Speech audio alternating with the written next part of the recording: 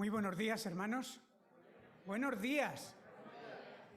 Que hemos estado teniendo un tiempo de alabanza extraordinario y vamos a seguir con ese mismo espíritu, también abriendo su palabra.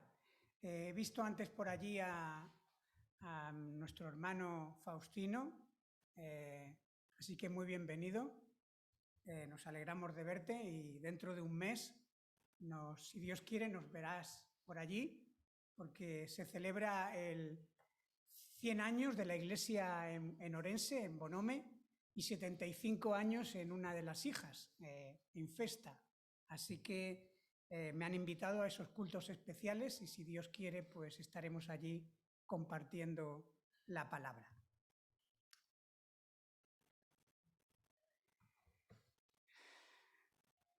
Edward Moon, en su libro Civilizaciones de Occidente, hablando de la Primera Guerra Mundial, dice lo siguiente: quizás se pueda afirmar sin temor a errar que la Primera Guerra Mundial se libró con ferocidad mayor que cualquier otro conflicto militar precedente en los tiempos modernos.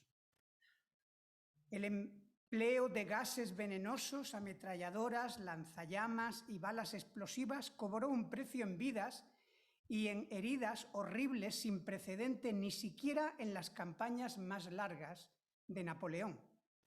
Constituye una prueba interesante de esa ferocidad el número de civiles muertos en las incursiones aéreas, las matanzas, el hambre y las epidemias, superior al de los soldados muertos en combate. Por último, esa guerra fue única por el enorme tamaño de sus ejércitos. Unos 65 millones de hombres lucharon durante periodos más largos o más breves bajo la bandera de los distintos beligerantes. Sin embargo, aunque esto fue algo absolutamente trágico, en el siglo XX la Segunda Guerra Mundial tuvo un horror mayor que la Primera. No solo por la cantidad de víctimas, entre los 50 y 60 millones, sino por la saña y el poder destructivo para llevarlo a cabo. 6 millones de muertos en los campos de concentración, de exterminio. Los experimentos científicos hechos por algunas personas a los prisioneros. Y así podríamos hablar un largo etcétera. Una vez más desnudaron la realidad de la condición humana, de una sociedad que curiosamente era la más avanzada, la más ilustrada, pero también la más malvada. Pero el clímax de esta Segunda Guerra Mundial se alcanzó el 6 de agosto de 1945, cuando estalló la primera bomba atómica. Y se vieron los resultados. Una ola de miedo recorrió el mundo. Hasta ese momento, la máxima capacidad destructiva del hombre era alcanzar un radio de aproximadamente unos 100 metros, lo que hoy sería una manzana de terreno. Pero la fuerza que se desató en Hiroshima y después en Nagasaki hizo que en un momento, en un instante, se cegaran 100.000 vidas. 100.000 personas que desaparecieron en un abrir y cerrar de ojos. Cuando el hombre se dio cuenta de que existía ese poder, se llenó de terror, de pavor. Se instaló en la humanidad el temor atómico. Esa capacidad destructiva conmovió al mundo y ya nadie podía sentirse seguro en ningún lugar del planeta. El hombre tenía miedo del hombre, tenía miedo de sí mismo. El poder que tenía en sus manos era algo aterrador.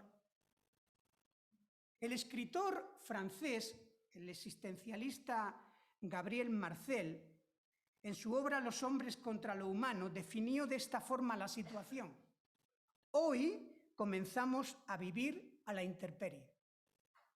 Esta frase es muy gráfica, porque todos sabemos lo que sucede al vivir a la intemperie. Todo te puede alcanzar. Ya no hay nada, ninguna protección, ninguna defensa posible. Ahora el mundo se dio cuenta del alcance de estas armas de destrucción masiva y esto produjo un miedo global. La guerra armada cesó, pero dio paso a una guerra fría del terror, donde los contendientes jugaban con el temor del adversario. Una nueva ola de miedo recorre la tierra en este nuevo siglo. ¿Y qué decir de nuestra vieja Europa? Mucha gente a día de hoy tiene miedo a lo desconocido. ¿A qué va a pasar mañana? ¿Qué va a ocurrir en el futuro conmigo, con mis hijos, con mis nietos? Miedo al sufrimiento, miedo a la muerte. Y aunque no lo digan, aunque no lo confiesen, el miedo está presente. El miedo vende en nuestra sociedad, como decíamos semanas atrás. El periodista Iñaki Gabilondo lo describe como el negocio del miedo. Y me parece una frase muy acertada. Negocio que es muy lucrativo en nuestros días. Hoy, si ponemos la televisión o ponemos la radio, enseguida tenemos anuncios que nos hablan de que tenemos que poner una alarma en nuestra casa, porque si no, cuando salgamos de vacaciones no vamos a estar tranquilos. Hoy se nos habla de que tenemos que tener un bufete de abogados, por lo tanto tienes que pagar una serie de personas que te pueden ayudar porque mañana puedes tener un litigio. Alguien te puede denunciar, el vecino, el amigo, el compañero o incluso la propia familia. El miedo está presente. El episodio del Evangelio de Juan, de capítulo 20, que hemos leído, sucede curiosamente el domingo de resurrección por la noche. Ya sabéis que Jesucristo resucitó siendo muy de mañana. Los discípulos están reunidos en Jerusalén y han recibido la noticia de parte de María Magdalena y también de dos de sus discípulos, aquellos discípulos Cleofás y su compañero que iban camino de Emaús y que han estado con Jesús y que regresan para contárselo al grupo. Y pasó lo siguiente. Juan, capítulo 20, el versículo 19 que hemos leído. Cuando llegó la noche de aquel mismo día, el primero de la semana, estando las puertas cerradas en el lugar donde los discípulos estaban reunidos por miedo de los judíos.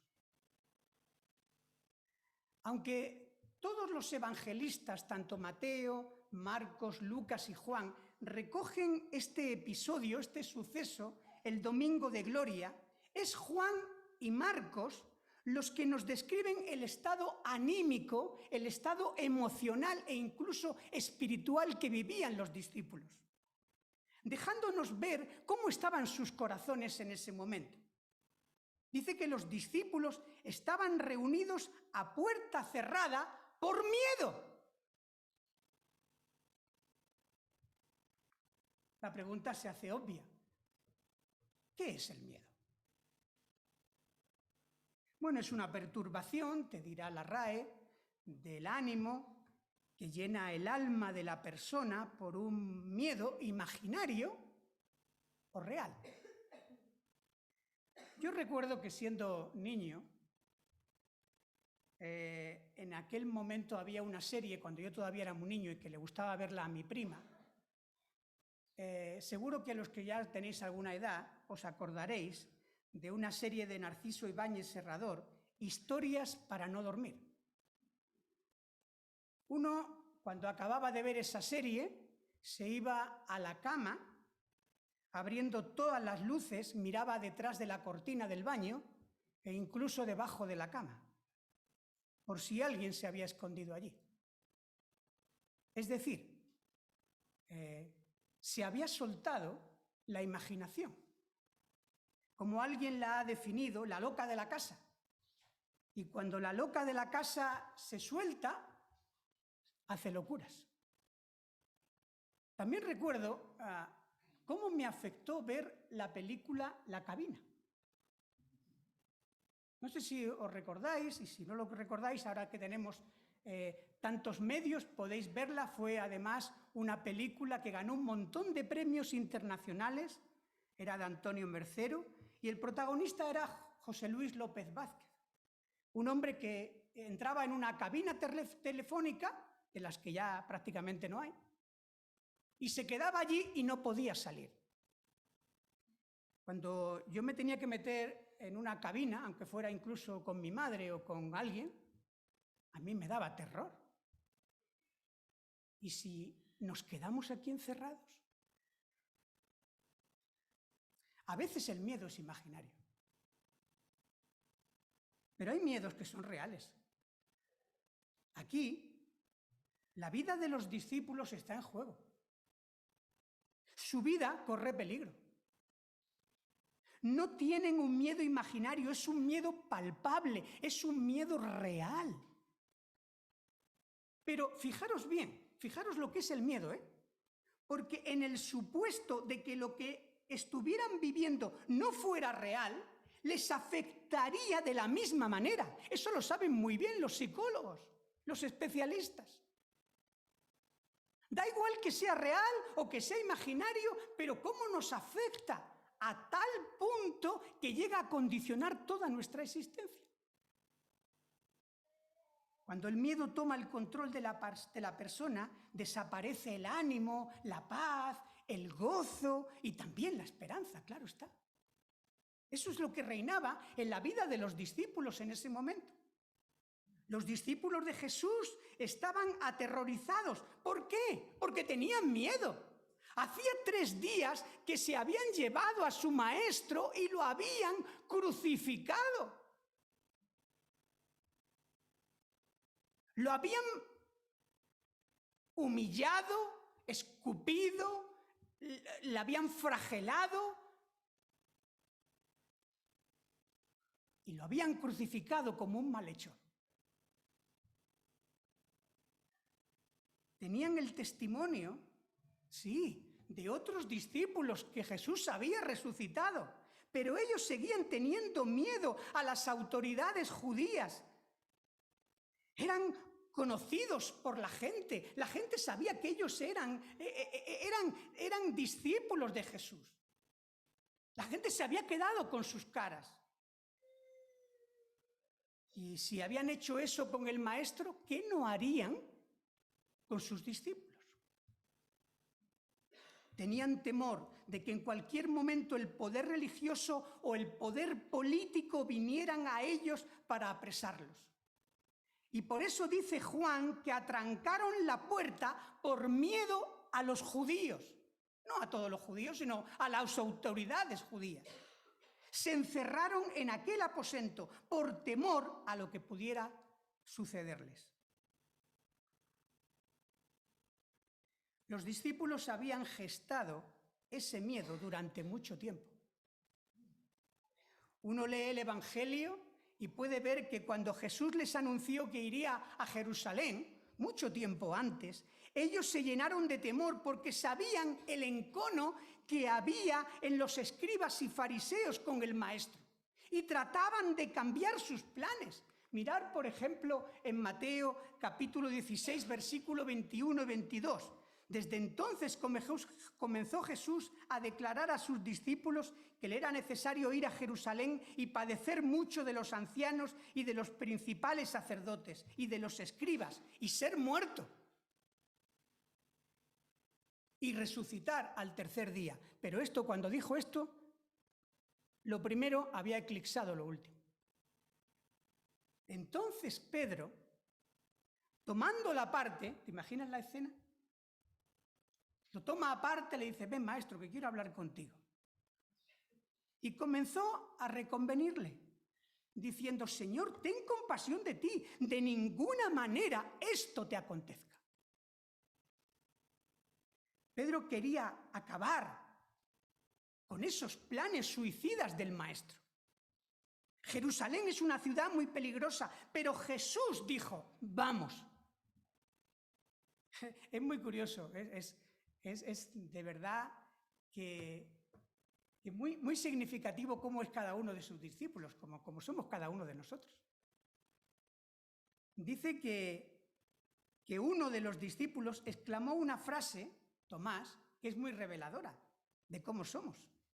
Dijo entonces Tomás a sus condiscípulos, vamos también nosotros para que muramos con él. Vayamos y muramos todos. El peligro era real, inminente. El miedo se apoderó de ellos y ahora estaban realmente en medio del huracán, en medio del torbellino. Ahora, ¿por qué sentimos miedo? ¿Te lo has preguntado alguna vez? ¿Por qué sentimos miedo incluso los que somos discípulos de Jesús? Sentimos miedo porque nos damos cuenta de que nuestra insuficiencia, de que nuestra vulnerabilidad no nos puede ayudar en medio del peligro. De que no somos capaces de controlar por nosotros mismos la situación. En otras palabras, que no tenemos la capacidad, el ánimo que necesitamos para superar una determinada circunstancia. Entonces eso nos da miedo, nos paraliza, nos bloquea. En la Biblia, a lo largo del Antiguo Testamento, vemos que este miedo era muy recurrente en el pueblo de Dios. Todos recordáis cuando están a las puertas ya de allí en Cades Barnea, cuando están a punto de conquistar la tierra prometida, ¿recuerdas? Envían a 12 espías para sondear la tierra y 10 llegan con un informe absolutamente negativo y aquello causó pavor, terror en el pueblo. Al punto que querían crear un nuevo capitán, quitar de en medio a Moisés y volver a Egipto. ¿Recordáis en el valle de Ela? Allí los escuadrones de Dios, allí el ejército de Dios, paralizado delante de un padachín, de un hombre que sí, que medía casi 3 metros, que tenía una espada como un enorme, y aquello les amedrentó por completo. Tenían miedo, absoluto miedo. Sentían toda su insuficiencia y no podían enfrentarlo. Tomaron conciencia de su vulnerabilidad. En algunos casos eran soldados, guerreros, habían sido preparados para eso, pero el miedo se les hacía por encima de ellos mismos y se apoderó de ellos. Cuando el incendio de Repsol, hace muchos años, gente que había estado preparada para eso, que los habían preparado para eso, incluso algunos que eran hasta bomberos, ante aquel acontecimiento y aquella situación tan dantesca, salieron corriendo por las montañas. Ese es el miedo. El miedo surge cuando la situación nos supera, cuando no podemos manejar la situación, porque la circunstancia es más fuerte que nosotros y no podemos destruir a este enemigo. Esto crea un estado de inseguridad porque no tenemos certeza, sino muchísimas incertidumbres. Todo se mueve a nuestro alrededor, uno pierde el control de la realidad y sentimos inestabilidad, insuficiencia, ansiedad ante el futuro. ¿Cómo estás viviendo las circunstancias en el día de hoy? ¿Tienes miedo? ¿Sientes miedo? ¿Sientes miedo cuando piensas en el mañana? El miedo hace que nuestra vida tambalee. Pero la pregunta que tenemos que hacernos es, ¿cuál es el remedio? ¿Hay remedio para esto? El remedio para el miedo es encontrar un punto de apoyo para no tambalear y tener confianza. En hebreo, la palabra confianza significa apoyarse en algo, buscar un apoyo. Eso es tener confianza. En español, la palabra confianza es tener fe. ¿Tenemos fe? Porque la fe echa fuera el temor, o el temor muchas veces acaba ahogando la fe.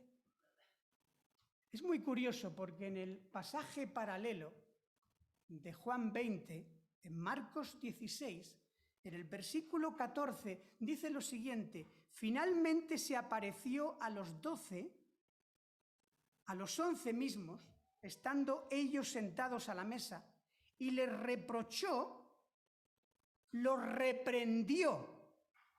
¿Quién los reprendió? El Señor resucitado. ¿A quién? A los discípulos.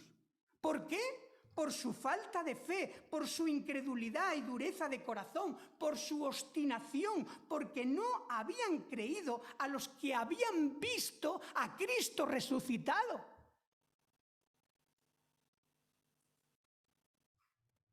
Vivimos en un mundo que nos hace desconfiar de todo y de todos. Antes de confiar en algo, en alguien, queremos probar, queremos ver, queremos tocar, queremos asegurarnos, queremos hacer lo que después hizo Tomás. Hasta que yo no vea, hasta que yo no toque. Y después de que estamos seguros de todo eso, entonces, en el mejor de los casos, podemos dar el paso de apoyarnos. Pero debemos creer. Debemos creer a nuestros hermanos en la fe. Todos necesitamos evidencias en las cuales apoyarnos, creer en el testimonio que confirma la palabra del Señor. Tenemos que animarnos los unos a los otros y la mejor manera de animarnos es creer la palabra de Dios y apoyarnos en esa palabra. Fortalecernos en la palabra del Señor. Tener la fe en la persona de Cristo, creer en los momentos de necesidad, en los momentos donde todo nuestro alrededor es inestable y amenaza con derribarnos, con destruirnos. Creer que tenemos un Salvador. No se turbe vuestro corazón, ni tenga miedo. ¿Recordáis las palabras de Jesús en el aposento alto? Cuando los discípulos están de nuevo porque saben que Jesús se va a ir.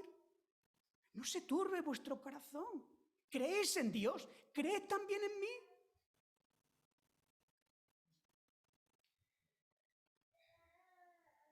Pero para esto hay que apoyarse. Hay que apoyarse.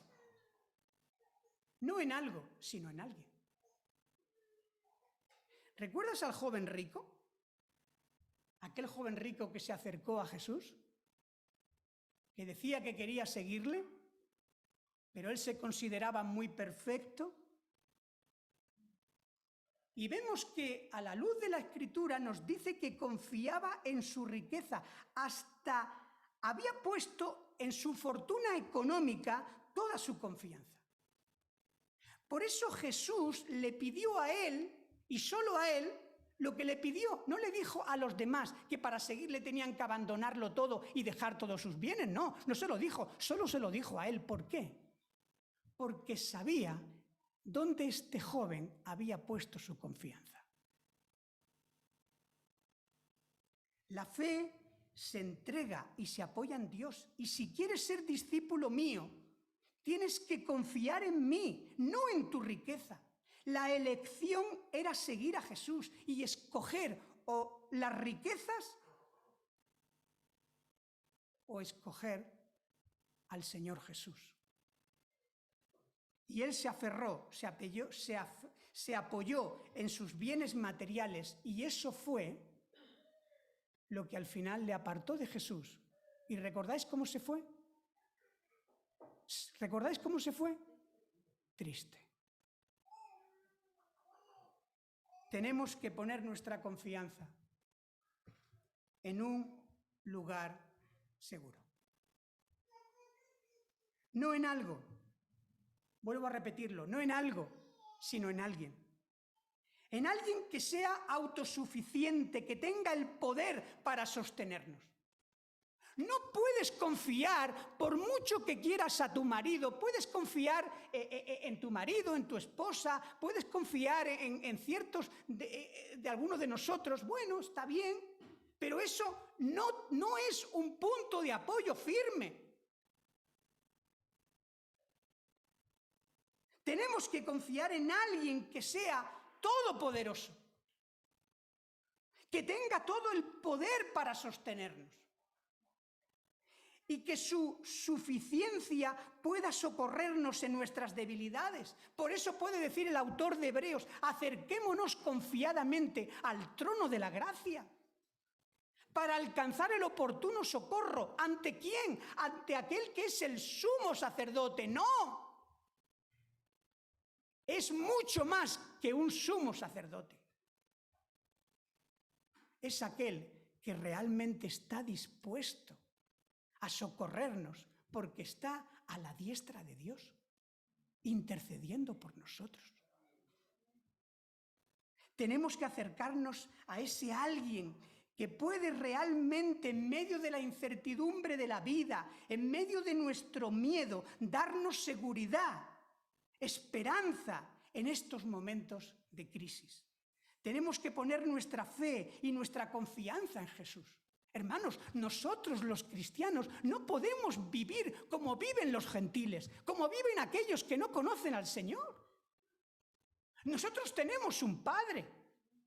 Claro que mis vecinos cuando me ven por la calle y cuando nos paramos a hablar, me hablan de sus miedos y me cuentan sus cosas. Yo no puedo seguir con ese rollo. Nosotros somos hijos del Rey. Tenemos promesas. Tenemos su presencia, tenemos su palabra. Tenemos que poner nuestra fe y nuestra confianza en Jesús. Cuando uno no pone su confianza y su confianza en Jesús, entonces sí que se apodera de nosotros cualquier cosa. Y por supuesto se apodera el miedo. Confía en Dios, confía en Jesucristo, ese Dios hecho carne. Encuentra en Él la estabilidad, la seguridad donde apoyarte. Él es la roca de los siglos, como el mismo apóstol Pablo lo describe en Corintios. Él es la roca que siguió al pueblo en medio del desierto. Me encanta este versículo. Es uno de mis favoritos. Salmo 61, versículo 2. Desde el cabo, desde los confines de la tierra, clamaré a ti. Cuando mi corazón desmayare. Llévame, condúceme, Señor, a la roca que es más alta que yo, donde esté yo a salvo. Ahí quiero ir. Llévame tú. Señor, yo quiero ir. en medio de mi desaliento, llévame, condúceme. Confianza en la protección de Dios, en el refugio seguro y firme. ¿Y qué me decís de este versículo? El Señor es mi luz y mi salvación. ¿De quién temeré? Aunque un ejército acampe contra mí, no temerá mi corazón. Aunque contra mí se levante guerra, ¿qué? Yo estaré confiado. Guerra, ejércitos, confianza en Dios. ¿Por qué puede decir esto con tanta certeza, con tanta seguridad el salmista? Porque él conocía a Dios y se apoyaba en Dios. Era un rey, era David, era un rey de los pocos que aparecen. Dicen algunas personas que no son cristianas que el rey David tenía tantas cualidades que son de esas personas que aparecen uno cada 1000 años. Porque era muy curioso. Era un gran estratega militar, pero era poeta. Podemos hablar aquí de tantas virtudes que tenía este hombre, pero sin embargo, él puede decir, yo no voy a confiar en mí mismo, ni en mis habilidades, ni en mis virtudes, ni en mis dones, ni en mi ejército.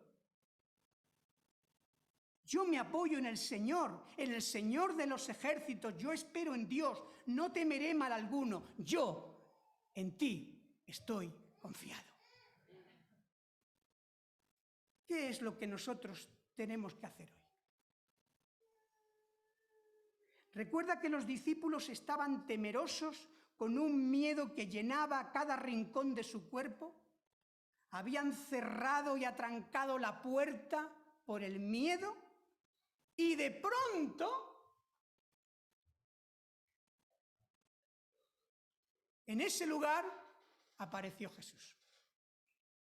Estando la puerta cerrada, aparece Jesús.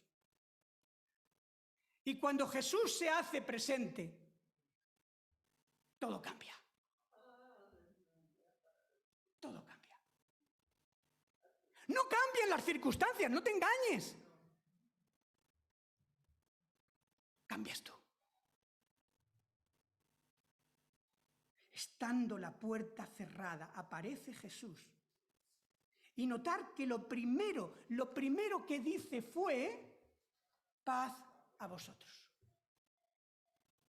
Es decir, él venía para traerles paz, tranquilidad, confianza, para sacarles el miedo. Y en el versículo 21 lo vuelve a repetir y vuelve a decir, entonces Jesús le dijo otra vez, paz a vosotros. Jesús se manifiesta en nuestra debilidad. Necesitamos que Cristo se haga presente en nuestras vidas y nos dé paz. Hoy más que nunca, paz. Esa paz que el mundo no conoce, que el mundo no tiene. Que Jesús venga a nuestras vidas y traiga paz a nuestro corazón, para que podamos vivir confiados, para que no seamos presa del temor, para que no seamos llevados por ese miedo. Y la buena noticia que tengo para ti, mi hermano, mi hermana, mi amigo, escúchalo bien, la gran noticia es que Jesucristo quiere darnos esa paz. Él mismo dijo, la paz os dejo, mi paz os doy. Yo no os la doy como el mundo la da. No se turbe vuestro corazón, ni tenga miedo. Los hombres firman tratados de paz que son papel mojado. Es una paz débil, frágil, inconsistente. Nunca los hombres han consolidado una paz verdadera. La paz de Dios no es la ausencia de conflictos. La paz de Dios es la presencia de su Santo Espíritu, dándonos aquello que no podemos encontrar en ningún otro lugar. Es la paz que sobrepasa todo entendimiento. Él se acerca, se manifiesta, se presenta para darnos paz y para traernos paz entre nosotros. Encerrados por el miedo, libertados por Jesús. Y si hoy necesitas esa paz, esa esperanza, ese lugar donde apoyarte, ese lugar firme y seguro en medio de este mundo tan incierto, tan inseguro, es el momento de acercarnos a Jesús y de abrir nuestro corazón delante de Él. De reconocer nuestros miedos, no pasa nada. De reconocer que tenemos incertidumbre y que no sabemos qué va a pasar con esta enfermedad que estoy atravesando, con esta circunstancia que me está absorbiendo, con esta crisis que estoy viviendo, por este desierto que estoy atravesando. Necesitamos la paz que viene de Dios. Y fijaros que inmediatamente hubo gozo y alegría. Y los discípulos se regocijaron, se alegraron viendo al Señor. Jesús, la alegría de los hombres. Jesús es mi alegría. Es tu gozo. El Espíritu Santo, uno de los frutos del Espíritu Santo, o dentro de los frutos del Espíritu Santo está el gozo, la alegría, la paz y también la alegría. ¿Hay alegría? ¿Hay gozo? ¿Tenemos rostros de gozo? ¿O tenemos un rostro que más bien invita y nos está diciendo, no te acerques, que muerdo? La presencia de Cristo trayendo la paz había quitado todos los temores y los había convertido en gozo. El gozo del Señor es mi fortaleza y la tuya. El amor de Dios, como el amor a Dios, echa fuera el temor. Y se manifiesta el gozo que tiene el creyente, independientemente de las circunstancias que tenga. Porque si tu gozo depende de que todo te vaya bien en la vida, pues vas a tener un gozo que va a ser como una montaña rusa. El Señor puede quitarnos todos los temores si nos acercamos a Él y nos arrepentimos y tenemos fe. Y vamos a Él en eso, en arrepentimiento y fe. Puede cambiar el miedo y perder todas nuestras inquietudes que nos desbordan en tantos momentos. Puede cambiar, como diría también el salmista, nuestro lamento en baile. Entonces Jesús les dijo otra vez, paz a vosotros, como me envió el Padre, así también yo os envío. Cristo los comisiona, los envía a ser y hacer discípulos. Y además los capacita con algo que es absolutamente importante, con el poder del Espíritu Santo. El poder que levantó a Cristo de los muertos es el mismo poder que hoy actúa en aquellos que tienen al Espíritu de Dios morando dentro de ellos. ¿Tú me has oído? Yo creo que no. Yo no puedo. ¿Tú has dicho alguna vez esto? Yo esto no puedo. Yo soy así y así voy a morir. Yo es que tengo lo que tengo. No. El Espíritu Santo nos da el poder para vencer cualquier cosa. Cualquier cosa, cualquier circunstancia. Y además nos comisiona para hacer su obra, no en nuestro poder, sino en el suyo. Qué bueno fue ayer, ¿no? Allí en Almadén. Qué bendición. Porque el Señor nos da paz, nos da alegría, no para que solamente la disfrutemos, no, nos da para que hagamos su obra. Dios nos envía a los hombres para transmitirles esa paz y ese gozo. Y lo hace por medio del poder del Espíritu Santo. Porque es el Espíritu Santo el que puede convencer a una persona de pecado, de juicio, y puede hacerle cambiar por completo. Hermanos, no podemos encerrarnos entre cuatro paredes por el miedo. La Iglesia no puede, no debe vivir con miedo. Con prudencia sí. No siendo unos insensatos, claro que sí. Pero eso no significa ni puede justificar que muchas veces no queramos hacer ciertas cosas. ¿Estás compartiendo la palabra de Dios? ¿Estás hablándole a otros de la paz que te da el Señor? ¿Del gozo que tienes en Cristo Jesús? ¿Del poder que obra en ti? O quizás no lo estás compartiendo porque a lo mejor no estás viviendo eso. Ya lo decíamos hace semanas atrás cuando hablamos de que no podemos hacer discípulos si no somos discípulos nosotros antes. Pero hermanos, recuerda esto, Dios no nos ha dado un espíritu de temor, sino de poder, de amor, de dominio propio. Allí donde realmente exista miedo, allí el Señor también está presente. Si lo invocamos y le decimos, Señor, ven a mi circunstancia, en medio de lo que estoy viviendo en este momento. Hazte presente, porque cuando te haces presente, el miedo huye. ¿Recuerdan lo que dijimos hace semanas atrás? El miedo llamó a mi puerta. Salió la fe. No había nadie. Allí donde estás.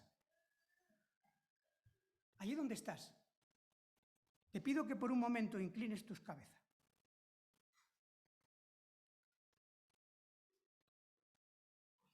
Te pido que le pidas al Señor que se haga presente en tu circunstancia personal. Dile que quieres que el Hijo de Dios sea tu Salvador y Señor.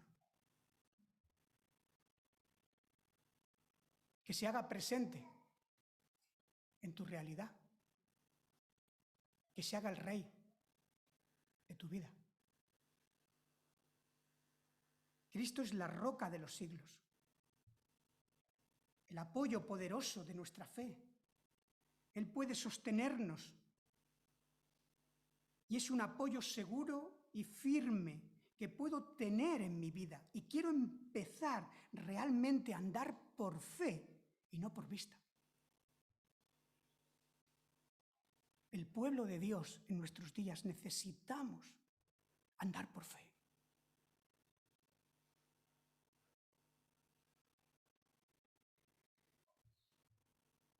En medio de tanto miedo, de tanto temor, podemos tener esta confianza. El Señor está al control. Está en el control. Al control de nuestra vida, de nuestras cosas. Y por eso te animo, te invito a que te acerques a Jesús hoy. Que te acerques a Cristo, aquel que es vencedor. Que abras tu corazón, que confíes en Él y Él hará. Jesús está en su trono, Él es Señor y Rey. No temas. Mi destino, mi futuro está en sus manos, porque Él ha resucitado y porque siempre, aunque vaya bien o vaya mal, como vamos a cantar, en su trono está. Vaya bien o vaya mal, en su trono está. Y si está en su trono, y si está intercediendo por nosotros, y si está con nosotros, ¿quién contra nosotros? Paz, gozo y poder del Señor para seguir haciendo la misión. No estamos aquí, como hemos dicho tantas y tantas veces, para vivir tranquilitos, para comer y ser feliz y comer perdices, ¿no? Como al final de los cuentos. Estamos aquí con un objetivo: seguir predicando a aquel que ha cambiado nuestras vidas y puede cambiar nuestras vidas, nuestras familias, nuestra ciudad, nuestra nación, porque el Espíritu Santo tiene poder para hacer eso. Como cambió el mundo en el primer siglo, lo puede cambiar en el siglo XXI. Necesitamos fe, necesitamos la paz, el gozo y el poder del Espíritu Santo para seguir haciendo su misión. Que el Señor os bendiga.